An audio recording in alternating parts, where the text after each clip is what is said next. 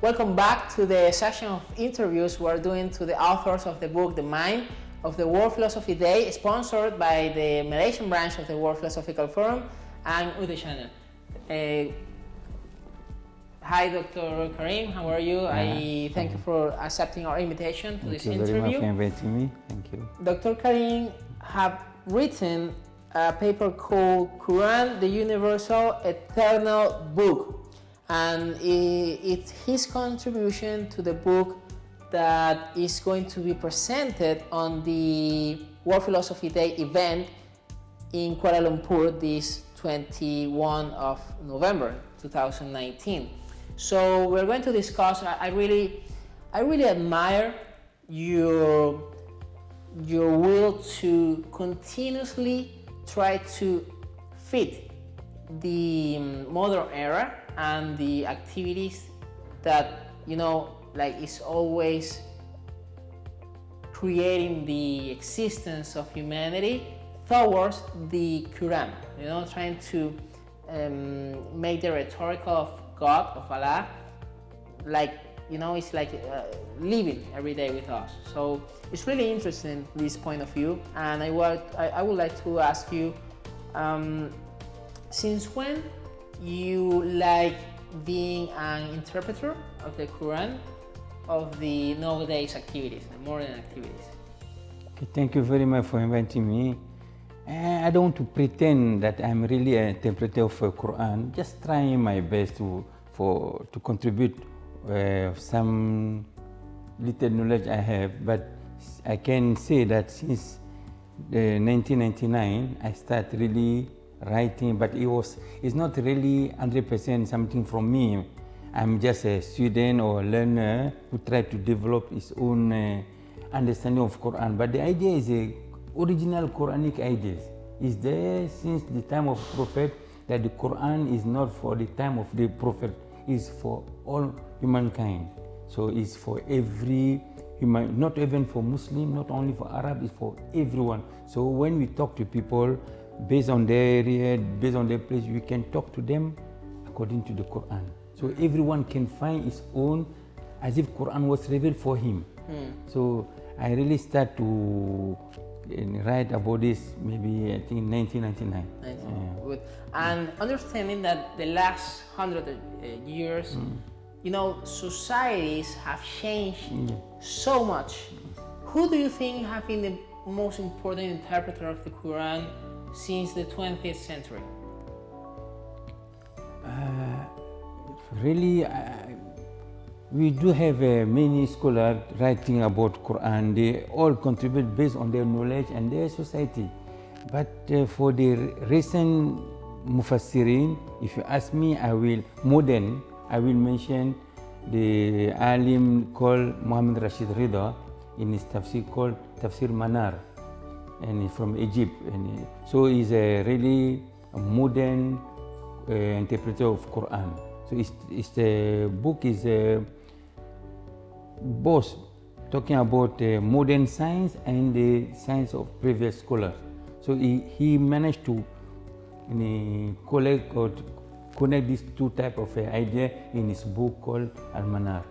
Good, take note, people, because this is an important piece of information. And what do you think the role of philosophy can be, in the context of the Quran as a source of truth?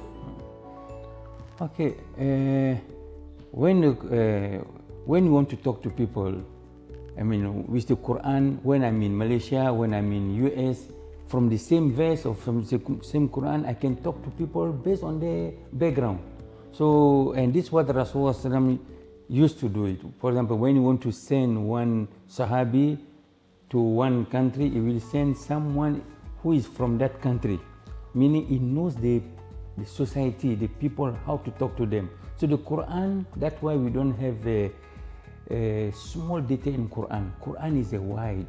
So you talk to people based on their understanding, so that you can find as if Quran was revealed for him. He's talking to him directly. So this is a philosophy of Islam, philosophy of Quran. So your objective is to take him to try to convince him about your idea. So you talk to him based on his background, not but based on your own background. So you are trying to convince him that what you have is right.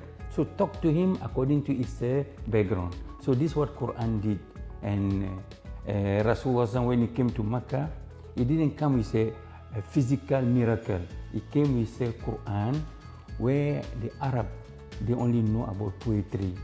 So Rasulullah challenged them with Quran, telling them, bring me something of like this if you think I'm the owner of the Quran. So they cannot. So when we want to talk to people, you talk to them based on what they know.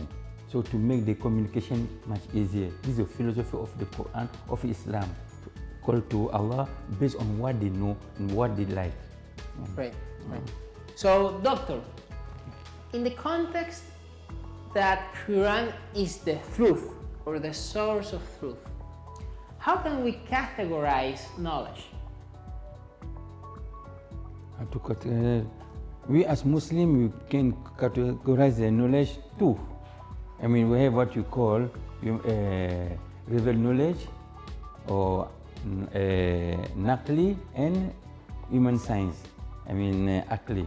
So these are the first one is from Allah directly, and the second is a human being effort to find this knowledge.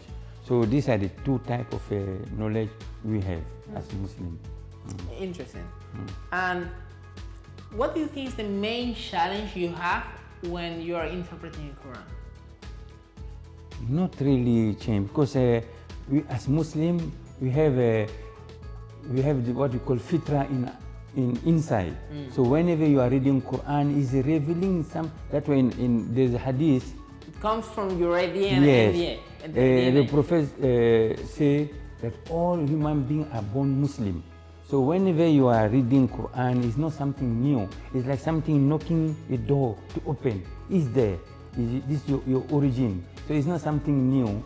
Maybe you can be new when you are reading something strange, but when it comes to Islamic knowledge, as Muslim, it should not be really something like new. It's there in you. It's just how much big I can take and you can take. It's only the difference. But the knowledge is the same, and is in our inside of us as Muslims. All right.